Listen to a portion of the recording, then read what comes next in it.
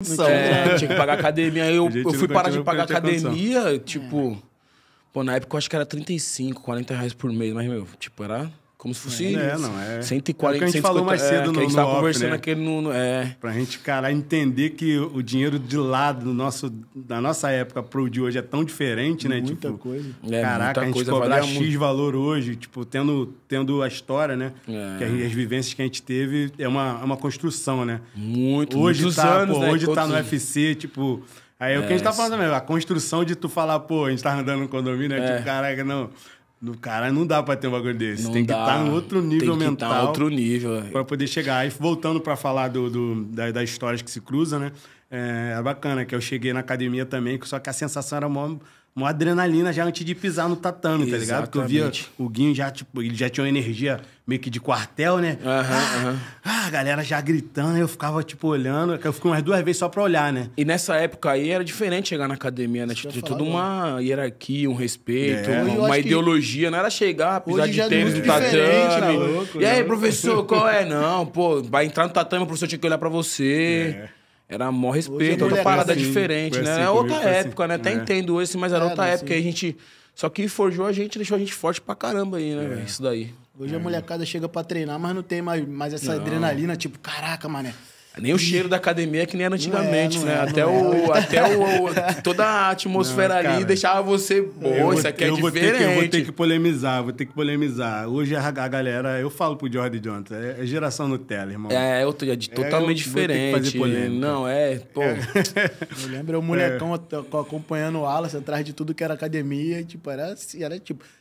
Onde eu chegava era adrenalina, milhão, tipo, caraca, mano, eu vou treinar com... Você vê um monte, tipo, por exemplo, a gente fazia ratatá pra comprar banana na volta do busão. Olha, né, isso, loucura. Falava que ia ter um treino na academia do fulano de tal, ia todo direitinho, todo mundo ia. Quando o cara na academia falou que eu ia ter bolsa na academia, que isso aí que eu não faltava mais mesmo, pô. Às vezes eu faltava um mês de treinar assim, ia treinar na academia só no sábado, porque não ia ter a grana daquele mês pra pagar, aí treinava sozinho na rua, doideira. Você começa a lembrar assim, tudo que passou, né? Que é muito tempo, né? Aí você começa a falar, caramba, nem lembrava disso. Aí você encontra uns camaradas, uns parceiros, aí eles falam, pô, lembra não aquela vez lá e tal. Aí você fala, putz, é mesmo, velho. Nem lembrava dessa parada aí. Mas hoje não acontece mais, né, velho? Hoje eu acho que em todo esporte, hoje eu frequento muito um clube, assim, esses lugares assim. Mas não é só nosso esporte, não. A sociedade mudou, né, velho? A sociedade mudou, então... É outro momento. Então, teve muita evolução em muita coisa e muito regresso em muita coisa também. E principalmente falando do esporte em si, da nossa modalidade, assim, eu acredito que o esporte em si evoluiu muito, o MMA e o kickboxing. E eu acho que as organizações que não acompanharam a evolução mundial, assim, técnica, estrutura e tal. E a galera meio que não abriu a cabeça para esse mesmo nível, sabe? Porque eu acredito que a gente, como brasileiro, irmão, se a gente tem nível mental e estrutura que os europeus têm, acho que esquece. A gente estaria, tipo, ainda muito melhor. A gente já com todo o sofrimento, com toda a dificuldade, né, que a gente passa até chegar onde você chegou, a gente sabe como é que... eu participei um pouco, né? Sabe como é que foi duro. Pô, quantas vezes a gente dormiu na escola aí, em campeonato nacional, estadual, aí, jogos abertos, loucura. Mas quando eu fiz educação física, eu me formei agora tem pouco tempo, eu fiz um trabalho justamente falando sobre isso, né? Esporte de alto rendimento e tal. E um problema que a gente tem muito grande aqui no nosso país é que o esporte está no clube privado, né, velho? Não é uma parada estatal. Então não tem uma organização estatal, por exemplo, que nem na década de 80, 90, ainda tinha ali um campeonato regional. Aí tinha um interclasse. Aí a melhor classe representava a escola no regional e tal.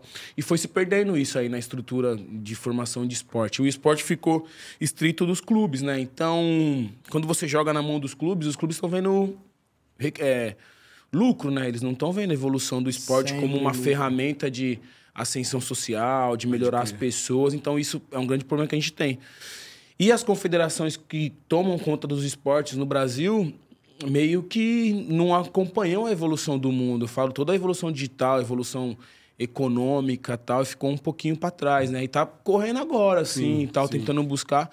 Mas essa é a grande dificuldade, né? E os países que têm a economia mais forte, mais dinheiro, velho, eles dispararam, né? Você vê o que é o UFC hoje, tipo, ninguém consegue chegar mais, assim. Não tem um evento que bate de frente com eles, assim. E os que tentam... Dura pouco tempo, assim. Quebra o Oni, chegou forte pra caramba, parece já que deu uma... vai, parece que vai. Aí teve um evento aí que lançou e depois nem contratou um monte de gente, já caiu, nem inaugurou. Também, aí o PFL comprou o Bellator lá. Então é isso, os caras se estruturaram, né, velho? Não é verdade a economia forte, então o nosso problema aqui é justamente isso. A gente tá os esportes estão nos clubes privados. E clube privado vê lucro, mano. Então, tipo, ele não vai ter investimento em base pra ter... Por exemplo, 20 atletas treinando kickbox, sendo que 2, 3 vão vingar, sacou? Entende o que eu tô falando? Sim. Eles vão investir em esporte que dá lucro, que dá retorno financeiro, né? E o esporte que dá retorno financeiro no Brasil, a gente sabe qual que é. E a gente vai bater nessa tecla aí pra sempre, né? A gente não vai encher um estádio com 100 mil pessoas pra ver luta, velho. Então...